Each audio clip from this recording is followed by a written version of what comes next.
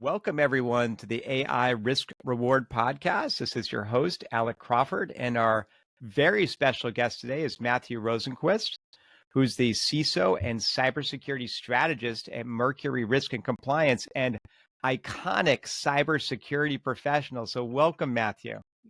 My pleasure to be here. So I hate to say it, but at least ChatGPT said that you worked at Intel for 23 years and 5 months, which is pretty amazing. And one of my favorite quotes from you was to actively pursue roles that had to solve impossible problems. So that's pretty impressive. And back in the day, Intel was a perfect landscape to find all of those impossible problems. Pretty amazing. And so tell us a little bit more about that time. Look, obviously there's some iconic figures there. I love Andy Grove's book, Only the Paranoid Survive. That's on my top 10 business book list for those that don't know. So give us some stories. Well, Andy was incredible. He was also maniacal. He was very ruthless from a business perspective. And if you've read his book, you kind of understand why. He had that mindset, that A-type personality, that, top tier A-type personality. And, he brought and cultured in an organization that were full of A-type personality, go-getters, let's go make it happen. And he was very, very clear on expectations and in a way, very ruthless in that manner. But he was also very creative and understanding when you're trying to achieve something so difficult or what people say is impossible. You have to leverage all the resources. You have to bring in the best minds. You have to motivate them. And in some cases, you kind of got to kick them in the backside a little bit, right? And I can remember him coming into a meeting and there were some new executives and whatnot in there. And, everybody wanted to give their title. And he stopped them after the first couple of people and said, listen, when we come into a conference room to solve a real problem, I don't care what your title is. That does not matter. The only thing that matters is the people with the best ideas that are going to get us from where we are now to what we need to accomplish. And if that's the lowest grade person in the room, that's who we're going to listen to. So don't worry about giving your titles. It's a waste of everyone's time. Let's dive in and fix this problem. And I thought it was awesome. And that set a lot of the culture back in the day. Wow, that is amazing. I mean, it sounds a little bit like Steve Jobs, a little like, pretty harsh boss, but, get things done, right? He definitely got stuff done. And, obviously a visionary, and we all miss him. It kind of reminds me, you mentioned Sun Tzu, The Art of War, which I think is also a really cool book. So pitch our listeners on that book and how it applies to their job and their role and why you like it so much. Well, this particular tome is infamous within the industry and, even throughout history, right? Written by a famous Chinese general, Sun Tzu, and really one of the first kind of writings that articulated strategy when it came to dealing with intelligent adversaries. In his case, it had to deal with, other feudal lords and whatnot in warfare, physical warfare, trying to harm somebody. And so he painted the picture that you needed to understand several different elements. You needed to understand yourself, right? What are your capabilities? What are your limitations? What are you good at? Things of that sort. He said, the other thing you need to understand is, who is your adversary? What are their strengths, weaknesses? What are their go-to plans, right? What are their capabilities? How are they going to maneuver? And then the third thing he said is you have to understand the battleground. Right? Where are you going to have this conflict? Because that makes a big difference. And he covered a few other things, but those three principles, right, when dealing with intelligent adversaries, and cybersecurity is, and so is business, right? If you're going to compete in a highly competitive field, you have to worry about those smart competitors out there who may be bigger and stronger than you, who may have more resources than you. The same kind of tactics and understanding definitely apply. And even more so in cybersecurity, where we are dealing with intelligent adversaries who may be smarter than us, who may have more resources than us, right? Who may even know our environment better than we do. And yet we have to continually adapt and find ways to win.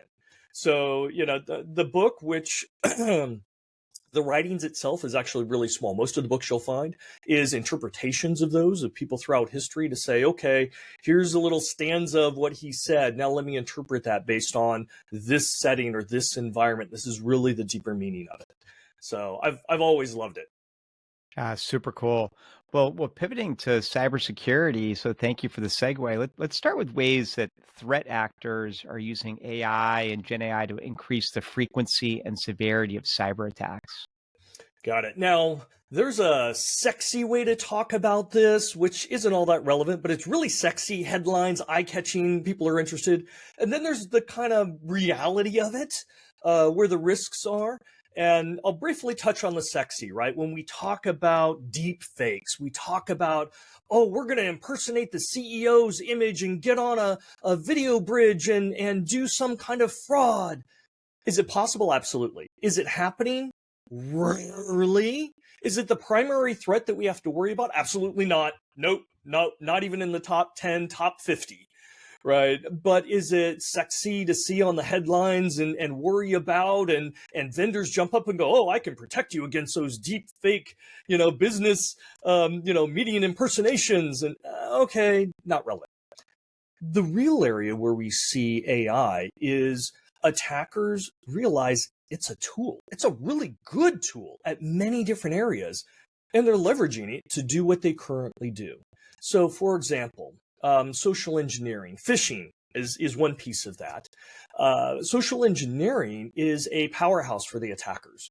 In fact, depending on the metrics you want to look at, between 60 and 90+% of all attacks involve some kind of wetware, humans, us big bags of water being manipulated, typically through social engineering. Phishing and those types of attacks happen all the time, and they have been happening. But now the attackers realize, hey, I can use Gen AI and LLM to write better and more compelling phishing messages. Right? No spelling errors, no grammar errors. It's in that same kind of tone that someone would expect. My click rate is going to be higher on that. Okay, that makes sense. We can do that now. We do that with ChatGPT or other AIs. The other thing it can do is I can translate it to local language, right? So I'm not just limited to, I only predominantly speak English, barely. I'm not stuck in just targeting English-speaking potential victims. I can now translate this to 20, 30, 40 different languages. So that now broadens my total available target market, if you will. And we're seeing them do that. The automation behind it, right, around these continually learning LLMs. And we haven't seen it quite yet. We know it's coming. We know it's being tested. We know some of the attackers are working on this. But if I send you a phishing email and you don't click it, right, I may be able to track if you opened it or if you didn't open it. If you opened it, how long you looked at it before you decided not to click it, right? I can gather all this telemetry and feed that back in and say, hey, AI system, the phishing email that you wrote wasn't successful. I want you to learn from that, right? So go send out 1 million or a couple of million of them. Take a look at which ones failed and which ones succeeded and iterate. Create a new version of that phishing to make it more effective, right? And now continually do it. I just set the automatic to let it go off and do this, and it will get progressively better very, very quickly. And we know the step after that. The step after that is to do exactly that, but to customize it for each individual target, to where it would look up your LinkedIn, your Facebook, your MySpace, whatever you have. We're old. You may have a MySpace account. Who knows? Your AOL account. But, pull data using open source information and customize that. Send you those phishing attacks. And when you ignore it or don't click it or look at it for a few seconds and delete it or mark it as spam, it learns and then recreates it specifically for you And maybe next time it sends it from your kid's email, it spoofs your kid's email account, right? Or realizes who your boss is and what projects everyone's working on and changes the headline to be relevant to that. But it's targeting specifically Alec, right? Wow. That's coming.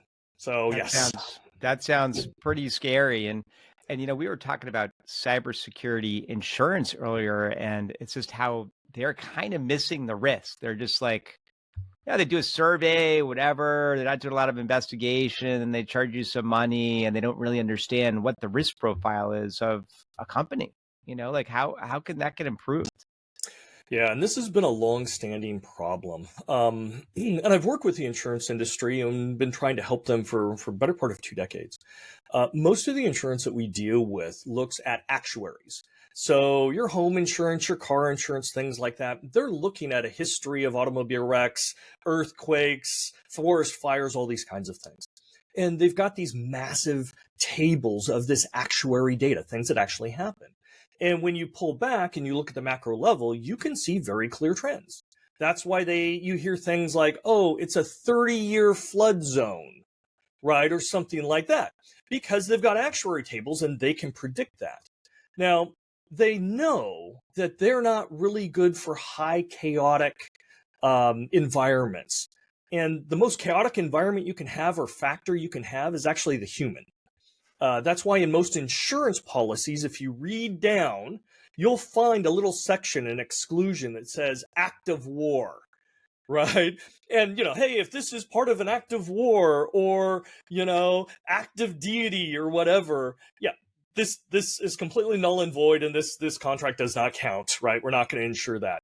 And when they decided to get into cybersecurity, they thought, well, hey, we've got tons of attacks. We'll use the same methodology of just actuary data. Let's see how many attacks. We'll scale things out. What they didn't account for is the vast amount of ambiguity and sheer chaos. Those numbers over any length of time, decent length of time, simply don't hold true. It becomes a parabolic curve. And they use, actuaries in a linear fashion. So the math simply wasn't going to work out. And, keep in mind, these are some of the best minds when it comes to doing these kinds of calculations. So in the beginning, they said, oh, no. We know what we're doing. We do insurance, right? We can calculate for that. And they turned to their actuaries and said, you can account for that, right? Oh, absolutely. And then they failed and failed. Now what we're seeing 15 years later is we're seeing some of the big insurance groups go, yeah, we really don't know how to do that. And we're going to set up a separate group, a risk analysis group, to just look at cyber risk because it is so different. Even the primary calculation, right? The primary equation that insurance uses is fundamentally different than the primary equation of risk for cybersecurity. So they're learning, they're getting there. But unfortunately, because the risks go up, the premiums are going to go up. And, we learn more, we have to deal with more. So don't expect their ability to get more accurate to lower your premiums. That's not in the books. That's not what's going to happen. They're going to get better in understanding what they should be charging to have a consistent rate of return on their investment. Yeah, that totally makes sense. And pivoting back to AI, what are the biggest risks associated with using Gen AI models in enterprise settings, particularly around data security and intellectual property? Yeah, I mean, Gen AI is the big thing, right? And it seems to be the tip of the spear. AI has been around for a long time. We've seen some great advances in machine learning and deep learning, and within deep learning, Gen AI has just taken off because it is so enthralling and it can be so useful to massive numbers of people, right? Whether it's summarizing an article, writing a paper, wordsmithing something, you're going to have to submit at work. And the adoption of like Gen AI, right, has been spectacular. The adoption of that type of technology has surpassed all the different social media platforms, right? The rate of adoption and how people are using it and how often. Now, because it can be used by someone in finance to review a contract or write a new contract, somebody in HR to help write a hiring rec, somebody in engineering to help write some code, right? Everybody can use it. Everybody is. And this is a new technology, and the interfaces and the engine behind it, everybody has rushed and continue to rush to advance its capabilities, and the security and privacy and sometimes even the digital ethical concerns around it tend to lag, right? You're driving for competitiveness and capability. Security is going to fall to the wayside, unfortunately. And so in using these tools, and we see a vast amount of employees in a corporation using them in every department you can imagine. And it not necessarily being secure, it exposes you to data loss. It potentially exposes you to bypassing all the traditional security controls that you may have established. Yes, we've seen this. Introducing new vulnerabilities that we haven't even thought of, right? And what we also find in the enterprise world is to gain the very most value out of it, you have to connect it to back-end systems to be able to interact and to be able to have an understanding and context, and maybe even to accomplish something in an automated way. But in doing so, again, now you could be exposing all those back-end systems that you're connecting it to a malicious attacker or somebody that just wants to misuse the system. So there is, from an operational and integration perspective, there can be some really big risks in the race to get the benefits of Gen AI. Yeah, that totally makes sense. You mentioned ethics, and we both know Reed Blackman, who wrote Ethical Machines. Gen AI has been criticized for amplifying bias, producing harmful outputs. How can organizations mitigate these risks when deploying these tools? First off, read Reed's book. And I know Reed real well. We work together. He's got a great book, and he's got a great sense of these things. So, first off, get an expert, because these can be very convoluted issues that it does take a lot of thinking, a lot of pondering, a lot of looking at the horizon going, what does this really mean, right? The greater picture. And then bringing it back down into things that are tangible. So one, get educated. Two, bring in an expert, because you're probably going to need it. And three, understand that even though you may be able to paint a picture of the problem, what really matters is the type of controls and oversight that you institute, because you want to be comprehensive and you want to be consistent. And that just doesn't happen by itself. There have to be structures put in place within the organization to vet things coming in, to check them before they become widespread or made available to other parts of the organization or customers or partners or whatnot, and then also maintain oversight and accountability of it as we learn more and more about how they potentially could be misused or misconfigured. Yeah. So, well, look, if we look at governments and regulators, obviously they kind of miss the boat in terms of like not regulating social media or not doing something about it. And now it's kind of too late. And I think there are at least some people in government like, oh, we're not going to miss the boat on AI this time. And I'm just curious, what role do you think governments and regulatory bodies should play in defining the safe use of Gen AI? And let's also assume certain countries outside the US will not follow any rules at all. They're just going to do their thing. It's a complex beast to even talk about, because there's social issues, economic issues, business issues, political issues, international political and power struggles that are all involved in this. And why? Because AI is simply that powerful and that capable. It can be used in every industry, in every sector, and give a distinct advantage. So it is a tremendously powerful tool that we are developing. It's not done. We are just at the tip of the iceberg on what AI will be able to do and how it will affect society and mankind, humankind, right, moving forward. So yes, a lot of countries and companies and individuals want to jockey to be in the forefront of that development, implementation, ride that big technology wave. When it comes to governments, whether it's ours or EU or whatnot, a lot of their mandate is to protect the citizens, right, from harm, unnecessary harm. And that could include, criminal issues and whatnot. So they have to position themselves, but not overly so, right? They want to make sure people are reasonably safe and secure, and yet they don't want to stifle the innovation or business benefits, economic benefits, social benefits, right? And even technology leadership benefits at a nation level. They want those to move forward, but at the same time, you have to also protect your citizenry. And that is very, very difficult. Traditionally, it has been a kind of post-review. When technology comes into play, like social media, for example. Okay, let's figure this out. This social media on the interwebs thing, we don't understand it yet. Okay, sure. Let's let it kind of entrench, manifest, see what kind of dangers and bad things happen. Once we can kind of confirm that, great. Now we'll move at legislative pace and start putting controls.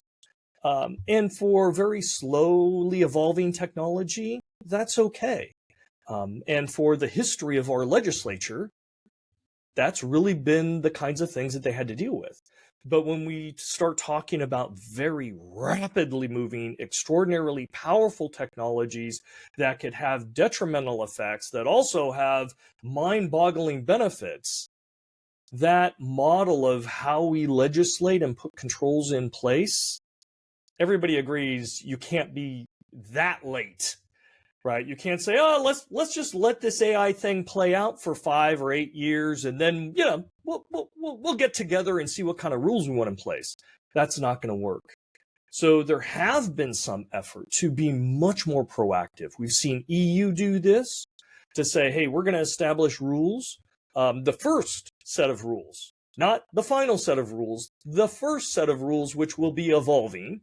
We've seen the White House and we've seen different states also put forth proposals to be able to do similar things. But you're trying to nail Jello to a wall because AI is constantly morphing and changing. And again, you're trying to protect your citizenry, but at the same time, you want to enable those great, fantastic benefits for everyone. Yeah, I love that. Nail Jello to the wall. So you must have seen some pretty cool stuff with AI or Gen AI. Is there anything you've seen recently or that was just mind-blowing or cool, or you want to tell us a story about? Well, what really blows my mind is how fast the iterations of these engines come out. Not that long ago, we had ChatGPT released, and it was, it had it was not multimodal, right? I mean, it only did text.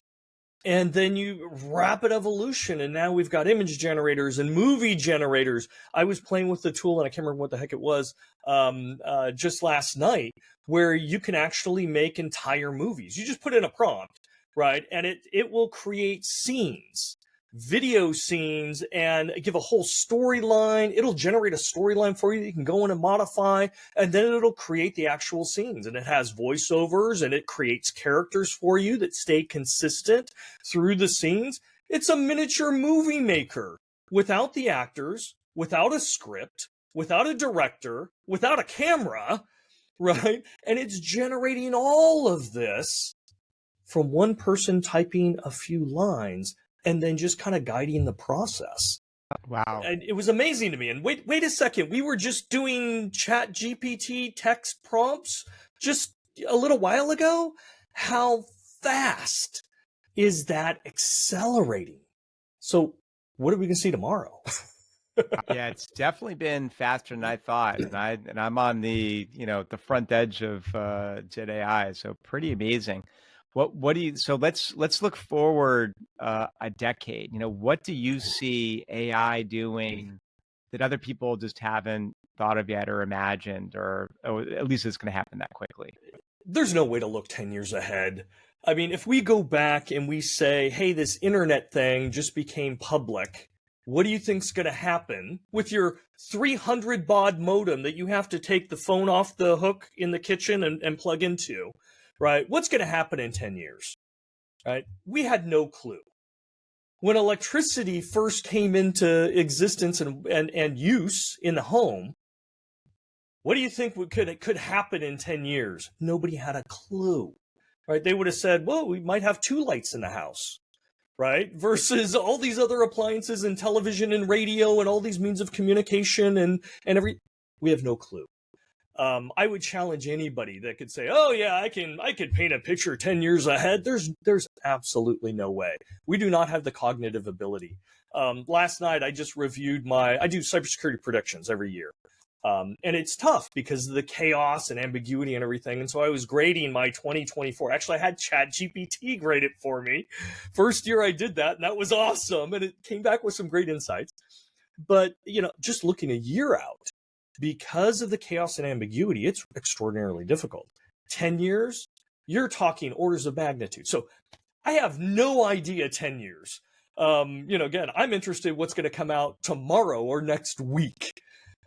I think what we're going to see probably by the end of next year, though, I'll give it a shot, is a lot more automation, right? To be able to do tasks that we already do, to do them better, to be able to enrich whatever output it is, whether it's video, audio, text, whatever, to enrich it with a lot more context, right? It's been a few months now, and they finally hooked up these, ChatGPT and other LLMs to the internet so it can see real time what's going on. I think it's going to, by the end of next year, be able to pull all that in, do all the analysis. So every, YouTube video you create, it'll be able to scour the internet, look at that, understand it, break it apart, tag it, and then incorporate some of that as part of its base learning, right? And so the richness and applicability will get orders of magnitude better, right? And when we give it input, no, I don't like that, can you kind of do this? And we're horrible at communicating things we like and don't like.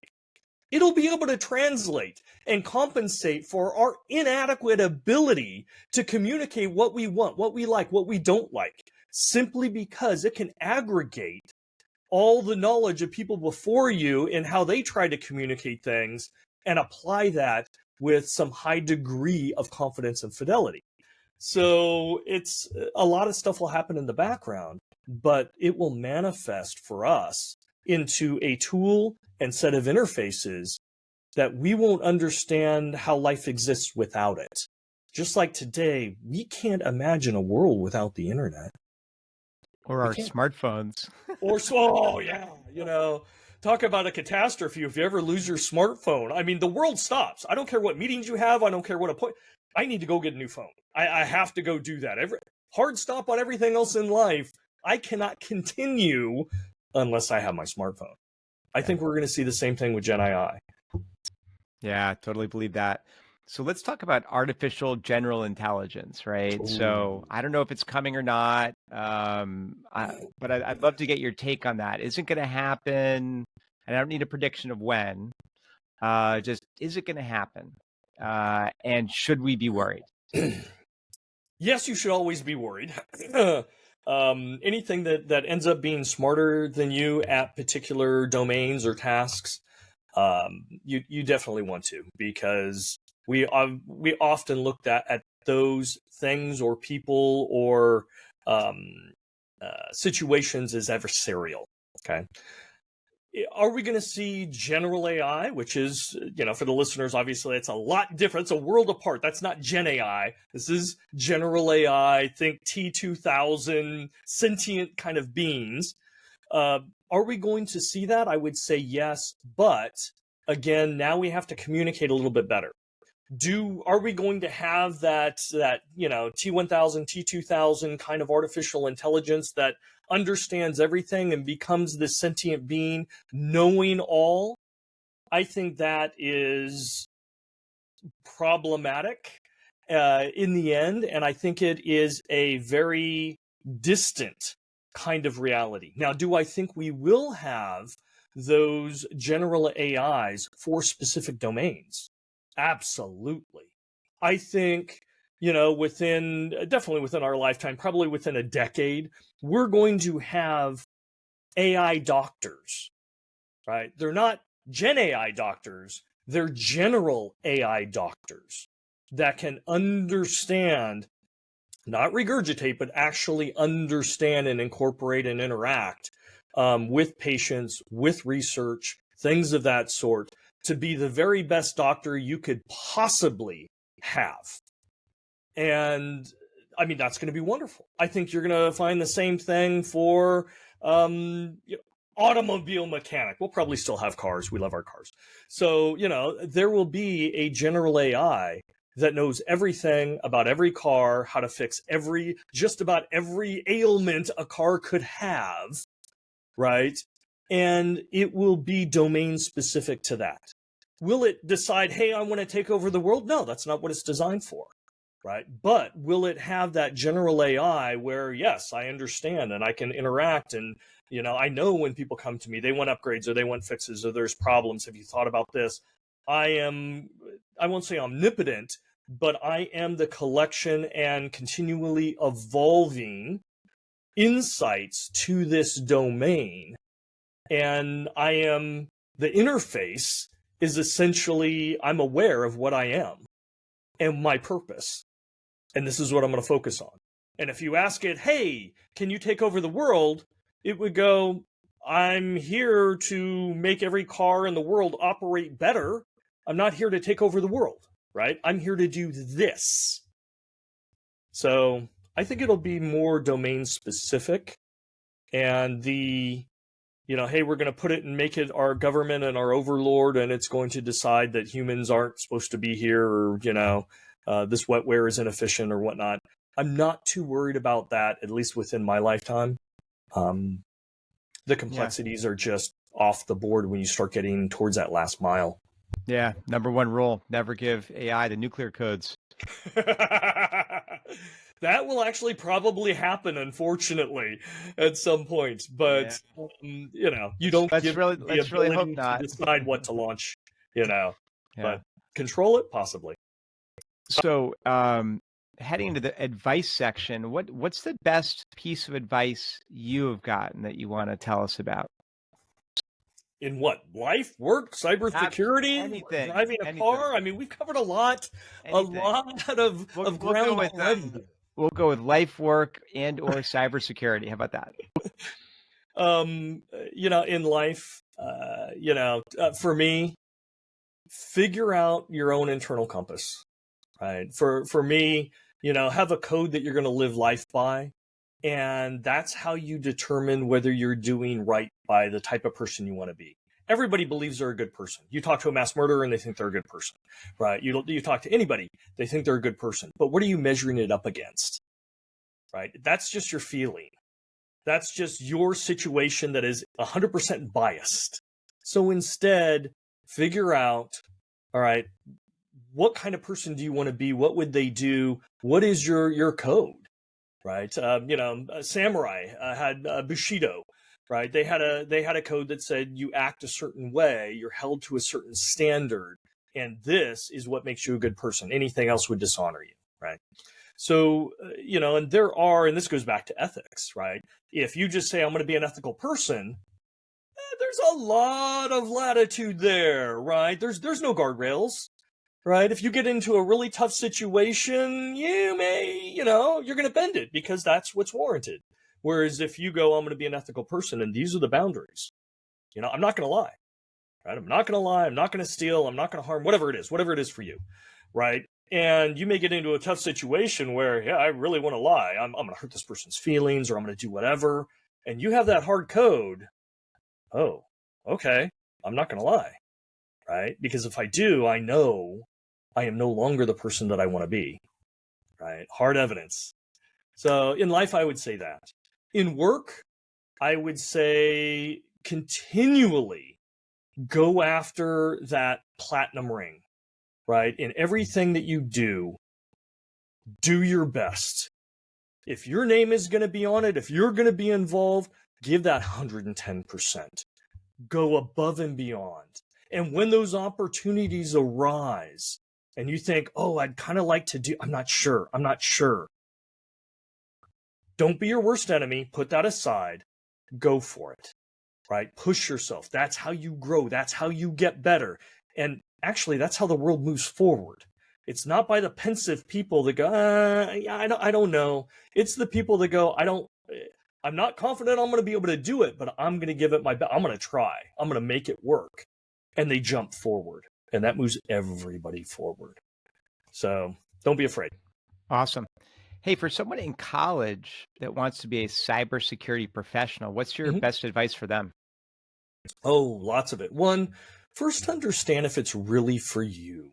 Now, we need vast amounts of really smart, motivated people, but it is a hard job. And for some people, they don't like certain aspects of it, and it can just grind on them. So, for example, there is a high degree of ambiguity and chaos inherent to our environment because we don't control everything, right? We're responding to the bad guys. And if you are an engineer, right, an engineer likes to know, okay, what environment I'm working in, what are the rules, what's going to happen, right? Coders like sitting down and going, okay, I'm going to control and start writing the code and I can test it, and it's kind of a closed environment. I know what I'm going to be doing every day. Right. It may be a different project or a different, programming language or whatnot, but I've got a good idea. I'm going to come in and this is what I'm going to work on. And I've got certain goals, right? And I can manage my time. Okay, this is good. Cybersecurity often is not that case, right? You don't know what's going to happen that day.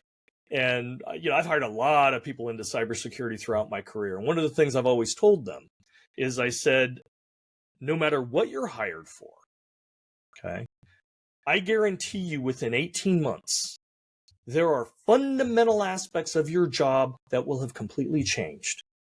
It may be who you report to. It may be the primary tool you use.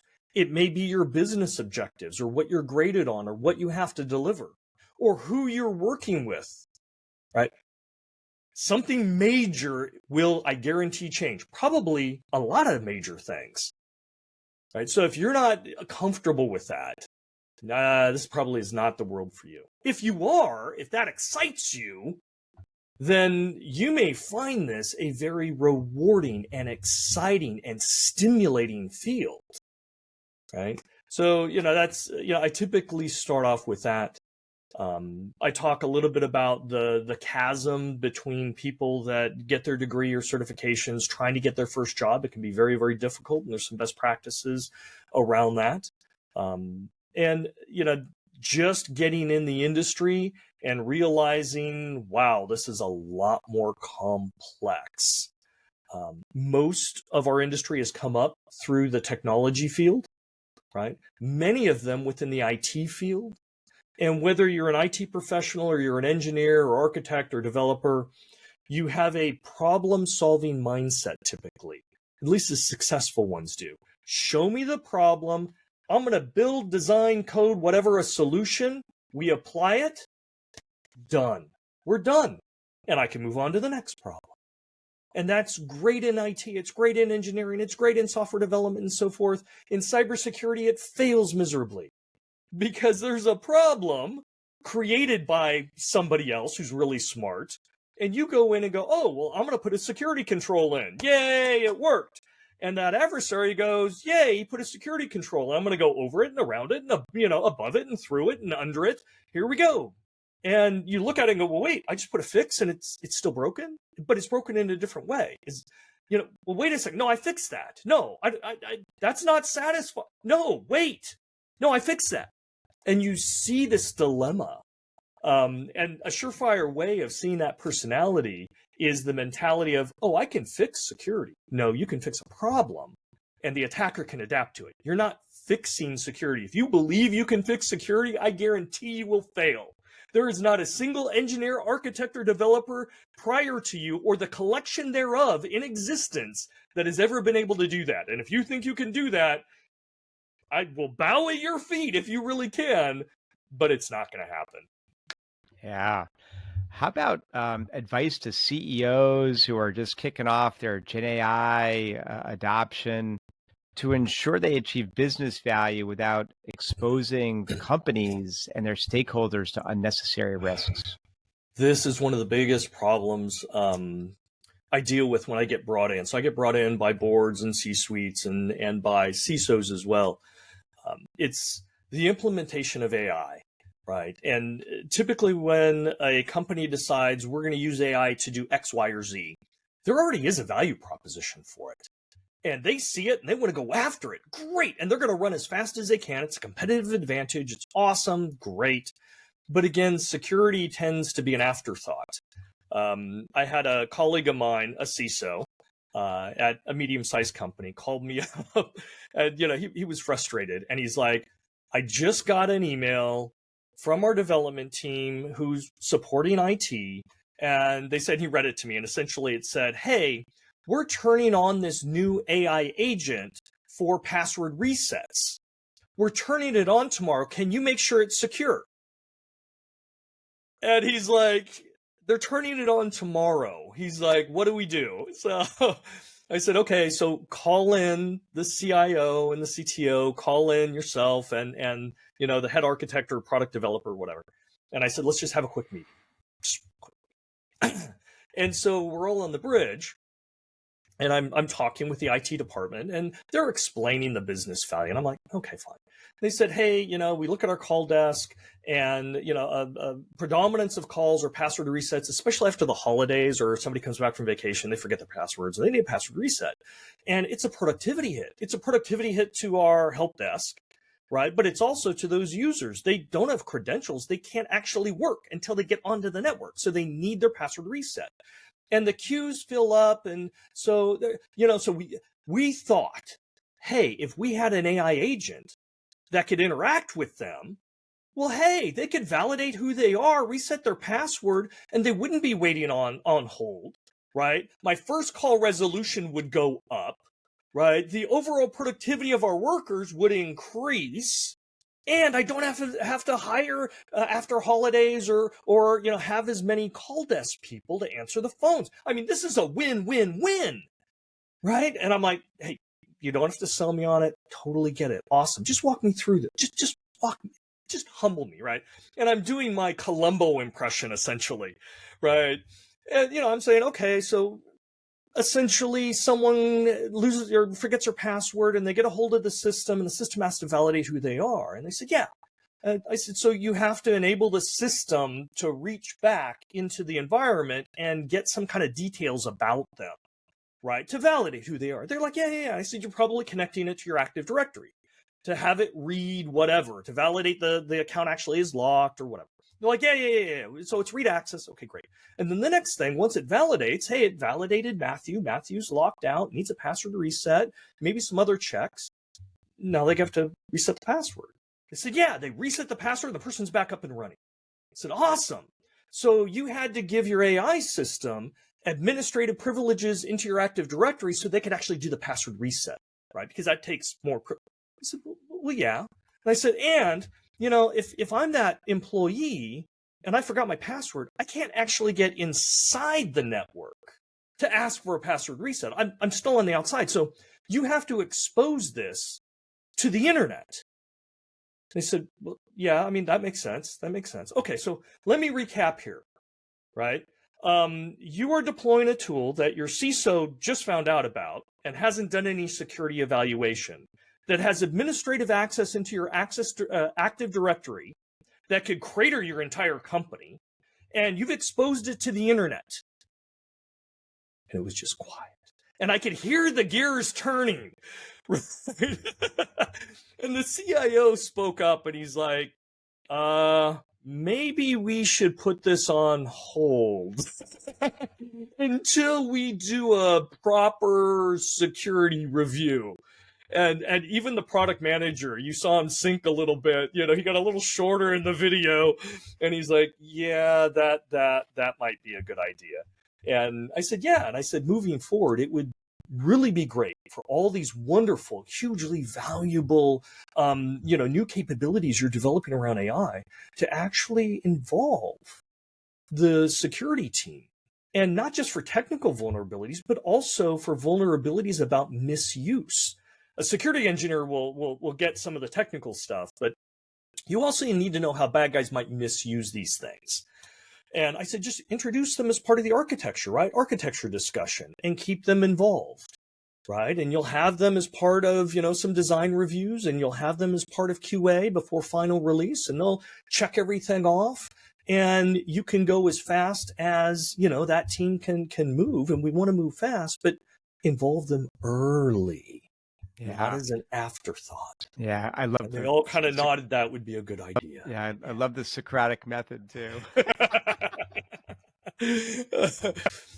Awesome. Well, the last part of the show is our lightning round, where I mention something and then ask if you think it is underrated or overrated and why. Oh, okay. So I'm gonna start with zero trust architecture. Underrated or overrated? It's underrated for what it can do. It's overrated for what people think it can do. Ooh, love it. Hiking in California, underrated or overrated? Oh, it's underrated. California has some of the best hiking trails, whether it's at the ocean or in the Sierras, and beautiful, beautiful. You got deserts and lakes and forests, and underrated. Amazing. Paying more for the best cold brew coffee, underrated or overrated?